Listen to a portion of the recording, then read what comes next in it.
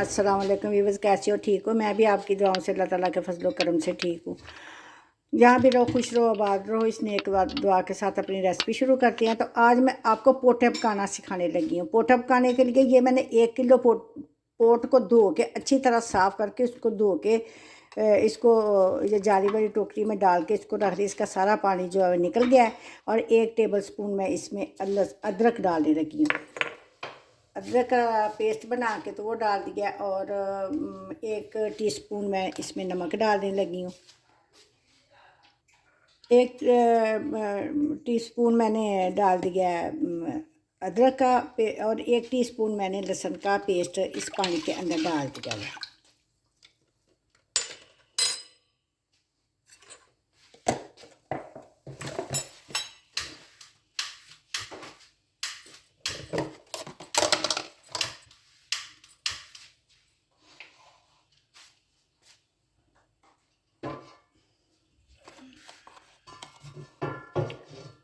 और 1/2 table spoon इसमें हल्दी डालूँगी। हल्दी डालने के बाद इसको अच्छी तरह मिक्स करूँगी। मिक्स करने के बाद ये जो पोटे हैं ये भी मैं इसमें डाल देने लगी। इसको सिर्फ 1-2 बॉयल डलवानी है ताकि जो पोटों के अंदर महक होती है वो दूर हो जाए। ठीक है, ना तो इसको गलाना है और ना इसको ज़्यादा देर पकाना है। अब मैं चूल्हा जलाती हूँ। बिस्मिल्लाहिर्रहमानिर्रहीम। ये मैंने चूल्हे की गैस को ऑन कर दिया है और चूल्हे के ऊपर मैंने इसको उबलने के लिए रखना। ये बॉयल जब आएगा तो 2 बॉयल डाल के इसको डलवाऊँगी, 2 बॉयल। और उसके बाद इसका पानी जो है ना वो ड्रेन कर दूँगी। फिर मैं आपसे मिलती हूँ। व्यूअर देखो, इसको 1-2 बॉयल आ गया है। 5 मिनट तक इसको मैंने बॉयल कर लिया और ये देखो इनकी रगत ये हो गई है। और अब मैं इनका पानी निकाल देने लगी हूँ। निकाल के पानी इनको अच्छी तरह धो लेने लगी हूँ। मैं धो के फिर मैं आपको दिखाती हूँ। ये पानी मैंने निकाल लिया, बर्तन नीचे रख के इसको, और इसको नलके के नीचे मैं अच्छी तरह धो लेती हूँ। पोटे मैंने उनका पानी ड्रेन कर दिया। और ये 1 कप के करीब मैंने इसमें ऑयल डाल दिया है। ये 3-4 टमाटर हैं वो मैंने छील के काट के वो डाल दिए। ये 1 बड़ा और 1 छोटे साइज़ का प्याज डाल दिया। 1 चम्मच मैं लहसुन का डालने लगी। इसमें लहसुन अदरक ज़रा ज़्यादा जाता है।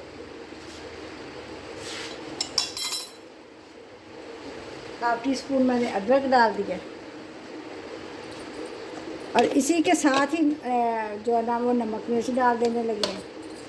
ये 1 बड़ी सब्ज़ थी, ये सुरख हो गई है। सुरख मिर्च,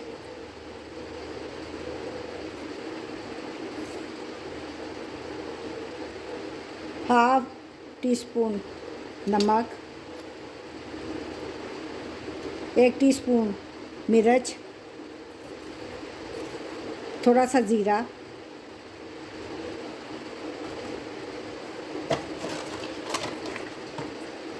½ टीस्पून हल्दी, 1 टीस्पून मैंने मिर्च डाली है। और इसमें 1 गिलास में पानी डालूँगी। 1 गिलास मैंने इसमें पानी डाल दिया। इसको अच्छी तरह मिक्स कर लिया।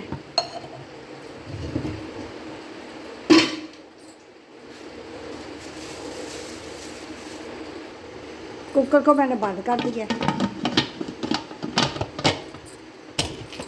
ये नया तरीका है मसाला बनाने का।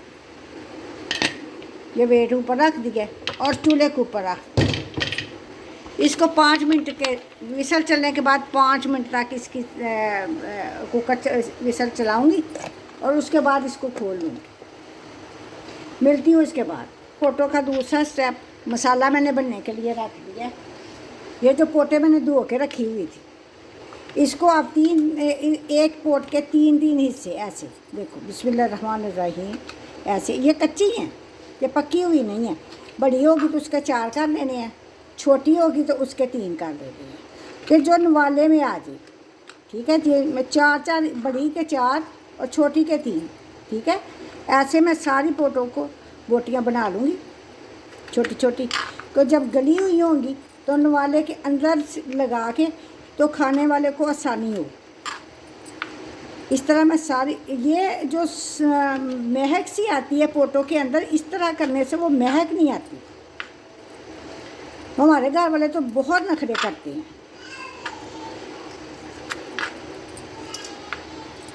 आपके भी घर वाले ऐसे ही करते होंगे, और इसी तरह आप अपने मुर्गी की पोटे मंगवा के इस तरह आप पका के खिलाना, सब बच्चे बड़े खुश होंगे और बहुत सबको बहुत पसंद आए।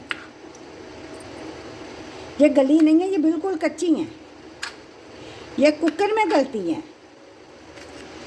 ये कच्ची हो तो इनका मज़ा नहीं आता। इनको मैंने पानी इनका निकाल के इनको अच्छी तरह धो के साफ़ कर दिया है।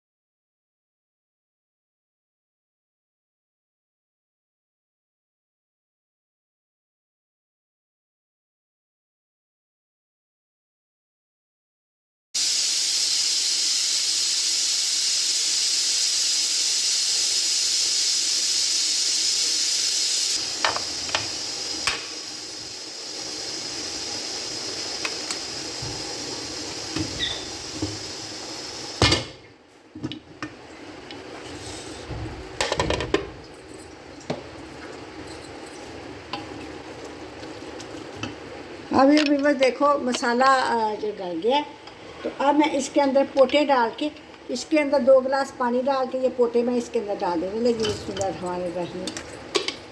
और ये 2 गिलास पानी, और इसको मैं 20-25 मिनट वेट लगाऊंगी। इसको मैं बंद कर देने लगी हूँ।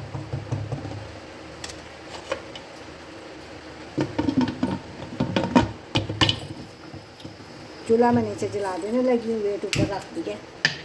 अब मैं 30 वेट चलेगा, सीटी चलेगी, और इसके बाद 20-25 मिनट के बाद मैं खोलूँगी, फिर मैं मिलती हूँ आपसे। बिस्मिल्लाहिर्रहमानिर्रहीम। 25 मिनट हो गए हैं व्यूअर्स। अब मैं ये चूल्हा बदल लिया। अब मैं ये पोटो का सालन सारा मैं कढ़ाई में डाल देने लगी।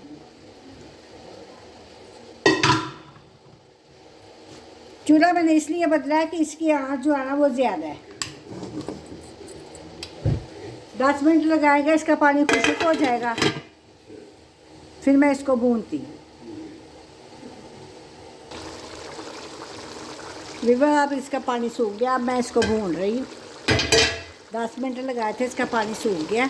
साथ साथ मैं भूनती रहूँगी। साथ साथ जो आपको टमाटर नज़र आ रहे हैं वो चम्मच के साथ जो है ना वो मिक्स करती जाऊँगी, तो इसकी बड़ी अच्छी सी ग्रेवी बन जाएगी।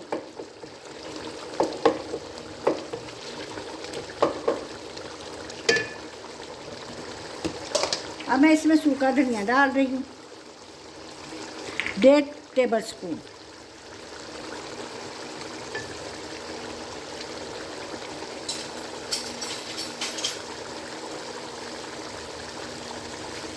ये देसी घी डाल रही हूँ, 1 टीस्पून। अब इसकी बनाई शुरू कर रहे हैं।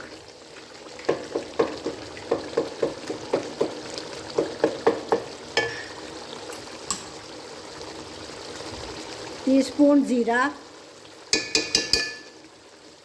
ये थोड़ी सी और मैं मिर्च डालने लगी हूँ। देखो चम्मच का चौथा हिस्सा, मुझे कम लग रही थी।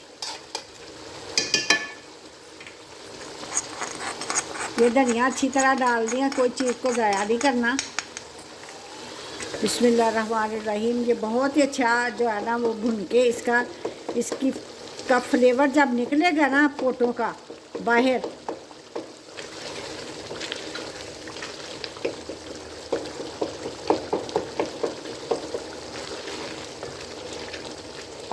मैं आपके सामने इसको अच्छी तरह इसकी बनाई करूँगी। गल गई हैं बिल्कुल।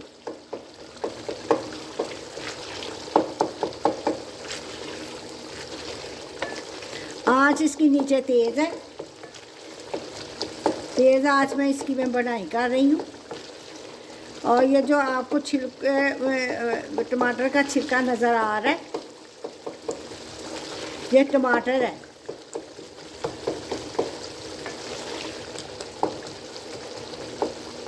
ये टमाटर थोड़ा सा सख्त था, इस वजह से ये अभी जो है ना वो गला नहीं है।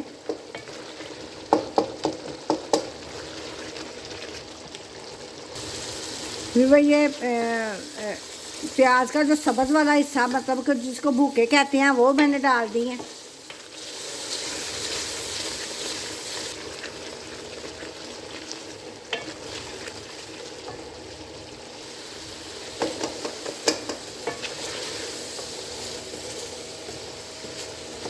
देखो इसका अरोमा निकल रहा है। सालन की बुनाई पे कोई कंप्रोमाइज़ नहीं है।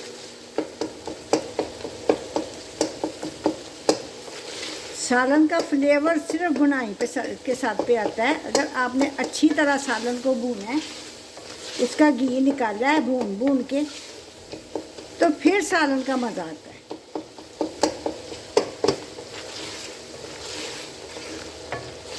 अभी ये तैयार नहीं हुआ, अभी मैं अच्छी तरह भून रही हूँ इसको।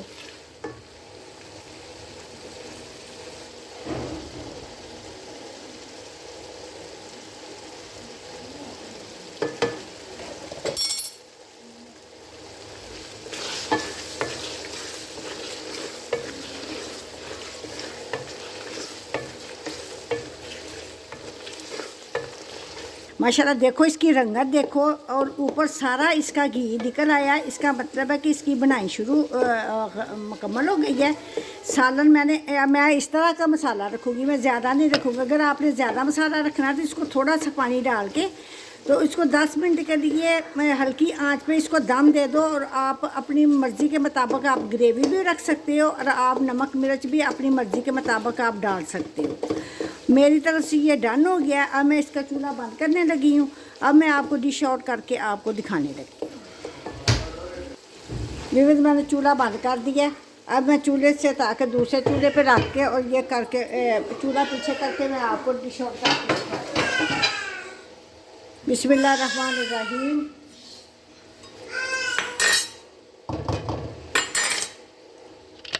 ये देखो माशाल्लाह कितना प्यारा बना है।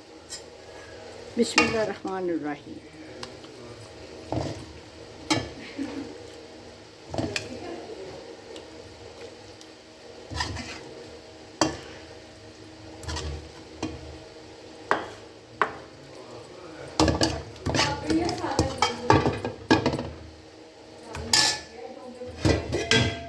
माशाल्लाह कितना जो है ना वो मज़ेदार पका है। देखो माशाल्लाह हर चीज़ इतनी प्यारी और इतनी प्यारी इसकी लुक है। उम्मीद है कि आपको ये मेरी रेसिपी पसंद आई होगी। मेरी पसंद आई है तो मुझे उम्मीद है कि आप मेरे से भी अच्छी बना के अपने बच्चों को खिलाओगे। तो अगर आपको मेरी रेसिपी पसंद आई हो तो मेरे चैनल को सब्सक्राइब करो, लाइक करो, शेयर करो, अपने रिश्तेदार दोस्तों में शेयर किया करो। आंटी को दुआ में याद रखा करो। मिलती हूँ बेहतरीन रेसिपी के साथ। अल्लाह हाफिज़।